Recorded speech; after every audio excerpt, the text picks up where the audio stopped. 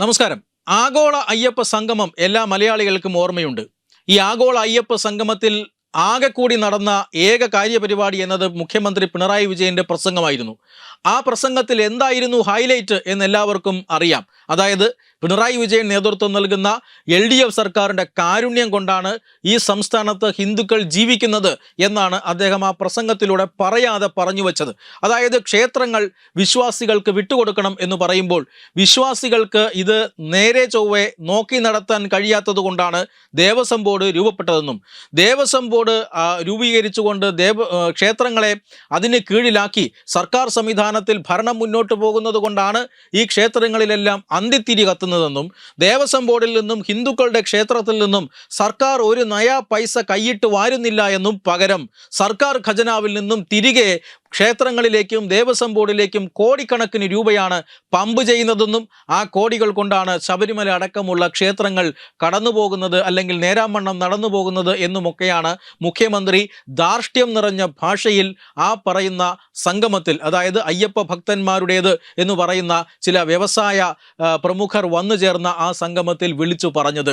എന്നാൽ എങ്ങനെയാണ് ഈ സർക്കാർ ഹിന്ദുക്കളുടെ ക്ഷേത്രത്തിൽ നിന്നും ദേവസ്വം ബോർഡിൽ നിന്നും കോടികൾ കൈയിട്ട് വാരുന്നത് എന്ന് തെളിയിക്കുന്ന കണക്കുകൾ ഈ ആഗോള അയ്യപ്പ സംഗമത്തിൻ്റെ പേരിൽ തന്നെ ഇപ്പോൾ പുറത്തു വരികയാണ്. അതായത് ആഗോള അയ്യപ്പ സംഗമം എന്ന പേരിൽ നടത്തിയ മാമാങ്കം, അതിലൂടെ കോടികൾ വെട്ടിക്കാമെന്നാണ് പലരും കരുതിയത്. പക്ഷേ ഹൈക്കോടതിയുടെ ഇടപെടൽ അവിടെ ഉണ്ടായി. ഹൈക്കോടതി വളരെ കൃത്യമായി ഇതിൽ സ്പോൺസർമാരുടെ പണം മാത്രമാണ് ഉപയോഗിക്കുന്നതെന്നും ദേവസ്വം ബോർഡിൽ നിന്നും ഒരു ചില്ലിക്കാശ് ഉപയോഗിക്കുന്നില്ല എന്നും പറഞ്ഞ ദേവസ്വം ബോർഡിനെ വിശ്വാസത്തിലെടുത്തുകൊണ്ട് അന്ന് പറഞ്ഞ ഒരു കാര്യമുണ്ടായിരുന്നു. അതായത് നിങ്ങൾ ഇത് കഴിഞ്ഞു കഴിഞ്ഞാൽ വരവ് ചെലവ് കണക്കുകൾ കൃത്യമായി കോടതിയെ ബോധിപ്പിക്കണമെന്നാണ്. എന്നാൽ ഈ വരവ് ചെലവ് കണക്കുകൾ ഓഡിറ്റ് ചെയ്യുമ്പോൾ അതീവ ഗുരുതരമായ കണക്ക് പിഴകളാണ് ഇപ്പോൾ പുറത്തു വരുന്നത്. അതായത് 10,98,00,000 രൂപയാണ് ഈ അയ്യപ്പ സംഗമം നടത്തുന്നതിലേക്കായി, ആഗോള അയ്യപ്പ സംഗമം നടത്തുന്നതിലേക്കായി സർക്കാർ ചെലവഴിച്ചിട്ടുള്ളത് എന്ന കണക്കുകളാണ് പുറത്തു വരുന്നത്.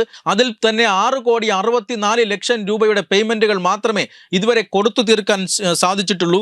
4.55 കോടി രൂപ ഇനിയും കൊടുത്തു തീർക്കാൻ ബാക്കിയുണ്ട്. മാത്രമല്ല ദേവസ്വം ബോർഡിൽ നിന്നും അഡ്വാൻസായി 3 കോടി രൂപ എഴുതിയെടുത്തിരുന്നു. അന്നും ദേവസ്വം ബോർഡ് പറഞ്ഞത് ഇതൊരു താൽക്കാലിക അഡ്ജസ്റ്റ്മെൻറ്റ് മാത്രമാണ്, സ്പോൺസർഷിപ്പിൻ്റെ പണം വരുമ്പോൾ ഇത് തിരികെ അടയ്ക്കുമെന്നാണ്. ഈ 3 കോടി രൂപ തിരികെ അടച്ചില്ല എന്ന് മാത്രമല്ല 4.35 കോടി രൂപ തിരികെ കൊടുക്കാനുമുണ്ട്. എന്ന് പറഞ്ഞാൽ 7 കോടി രൂപയുടെ സാമ്പത്തിക ബാധ്യത ദേവസ്വം ബോർഡിന് വരികയാണ്. ഇത് സ്വാഭാവികമായി വന്നു ചേർന്ന കടമല്ല, ഇത് ദേവസ്വം ബോർഡിൻ്റെ തലയിൽ കെട്ടിവെച്ചു കൊടുത്ത കടമാണ്. ഈ 7 കോടിയിലധികം രൂപ പലരുടെയും പോക്കറ്റുകളിലേക്ക് എത്തിയിട്ടുണ്ട് എന്നുറപ്പാണ്. എന്ന് പറഞ്ഞാൽ നേരെ ചൊവ്വയല്ല, വളഞ്ഞ വഴിയിലൂടെ എങ്ങനെയാണ് ക്ഷേത്രത്തിൽ നിന്നും ദേവസ്വം ബോർഡുകളിൽ നിന്നും ഈ പറയുന്ന സർക്കാരുമായി ബന്ധപ്പെട്ട ആളുകളും പണമൂറ്റുന്നത് എന്നതിൻ്റെ വ്യക്തമായ തെളിവാണ് ആഗോള അയ്യപ്പ സംഗമത്തിൻ്റെ ഇപ്പോൾ പുറത്തു വരുന്ന കണക്കുകളിലൂടെ വ്യക്തമാകുന്നത്. ഇത് സർക്കാർ അല്ല എടുത്തത്, മറ്റു പലരുമാണ് എടുത്തത് എന്നൊക്കെ പറഞ്ഞു നിൽക്കാൻ ഒരു നിർവാഹവുമില്ല. കാരണം ഈ ആഗോള അയ്യപ്പ സംഗമത്തിൻ്റെ പൂർണ്ണമായ ഉത്തരവാദിത്വം ഏൽപ്പിച്ചു കൊടുത്തത് ഊരാളുങ്കൽ ക്രെഡിറ്റ് സൊസൈറ്റിക്കാണ്. ആരാണ് ഊരാളുങ്കൽ ക്രെഡിറ്റ് സൊസൈറ്റി എന്നും ഈ കേരളം ഭരിക്കുന്ന CPIM-ന് ഊരാളുങ്കൽ സൊസൈറ്റിയുമായി എന്താണ് ബന്ധമെന്നും അറിയാത്തവൾ കേരളത്തിൽ ബാക്കിയുണ്ട് എന്ന് ഒരു കാരണവശാലും വിചാരിക്കാൻ നിവൃത്തിയില്ല. അതുകൊണ്ട് തന്നെയാണ് ഊരാളുങ്കൽ വഴി ദേവസ്വം ബോർഡിൽ നിന്നും തട്ടിയ ഏതാണ്ട് 8 കോടിയോളം രൂപ, ഇപ്പോൾ പുറത്തു വരുന്ന കണക്ക് പ്രകാരം മാത്രമാണ് 8 കോടി രൂപ. ഇനിയും കണക്കുകൾ പുറത്തു വരുമ്പോൾ അത് ഈ കൊള്ളയുടെ ആഴം വർദ്ധിക്കാനാണ് സാധ്യത. ഏതാണ്ട് 10 ലക്ഷം രൂപയാണ് ഈ പറയുന്ന അതിഥികളെ കൊണ്ടുവരാൻ വേണ്ടി മാത്രം ടാക്സിക്ക് ചിലവായിരിക്കുന്നത്. റൂം ബുക്കിങ്ങിന് എത്ര രൂപ ചിലവായി എന്ന് ഇപ്പോഴും ഇതുവരെയും ഒരു കണക്കുമില്ല. എന്ന് മാത്രമല്ല നിരവധി പേയ്മെൻറ്റുകളുടെ ബില്ലുകൾ വരാനുണ്ട്. പമ്പയിൽ മുഖ്യമന്ത്രിക്ക് താമസിക്കാനായി ആ മുറി ഒരുക്കാൻ മാത്രം 2 ലക്ഷം രൂപ ചെലവിട്ടു എന്ന കണക്കുകളും വരുന്നുണ്ട്. ദേവസ്വം ബോർഡിൽ നിന്നോ ക്ഷേത്രങ്ങളിൽ നിന്നോ സർക്കാർ ഒരു പണവും എടുക്കുന്നില്ല എന്ന് പറഞ്ഞ മുഖ്യമന്ത്രി തന്നെ ഈ പുറത്തു വന്ന കണക്കുകളുടെ അടിസ്ഥാനത്തിൽ വാർത്താ സമ്മേളനം വിളിച്ച് ജനങ്ങളോട് വിശദീകരിക്കേണ്ട സാഹചര്യമുണ്ട്. കാരണം അത്രമാത്രം തള്ളാണ് ആഗോള അയ്യപ്പ സംഗമത്തിൻ്റെ വേദിയിൽ വന്ന് മുഖ്യമന്ത്രി തള്ളിമറിച്ചത്. ആ വേദിയിൽ ഇരിക്കുന്ന, അല്ലെങ്കിൽ ഏതാനും മണിക്കൂറുകൾ മാത്രമാണ് ആ സമ്മേളനം നീണ്ടുനിന്നത്.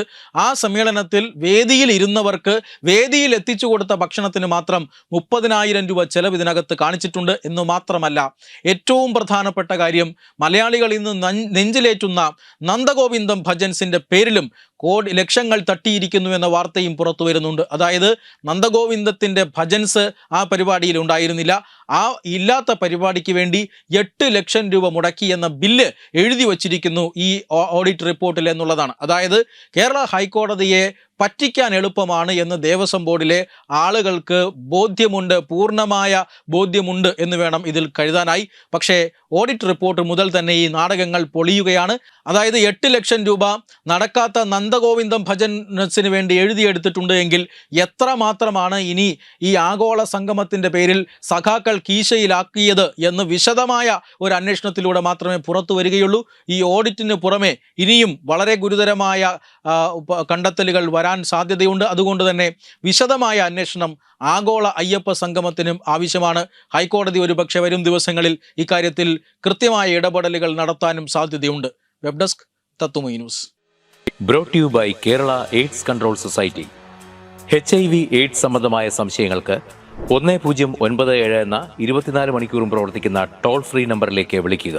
വാട്സാപ്പിലും ഫേസ്ബുക്കിലും ഒക്കെ സ്റ്റാറ്റസ് അപ്ഡേറ്റ് ചെയ്യാറുണ്ടല്ലോ. HIV സ്റ്റാറ്റസോ HIV പിടിപെടാനുള്ള സാഹചര്യങ്ങളിൽ കൂടി അറിഞ്ഞോ അറിയാതെയോ കടന്നു പോയിട്ടുണ്ടാവാം. എന്ത് തന്നെയായാലും മുൻകൂട്ടി പരിശോധിച്ച് HIV സ്റ്റാറ്റസ് അറിയൂ. സൗജന്യ HIV പരിശോധനയും കൗൺസിലിങ്ങും ആരോഗ്യ കേന്ദ്രങ്ങളിൽ പ്രവർത്തിക്കുന്ന ICTC അഥവാ ജ്യോതിസ് കേന്ദ്രങ്ങളെ സമീപിക്കുക. നിങ്ങളുടെ സ്റ്റാറ്റസ് എന്തായാലും വിവരങ്ങൾ രഹസ്യമായി സൂക്ഷിക്കുന്നതായിരിക്കും.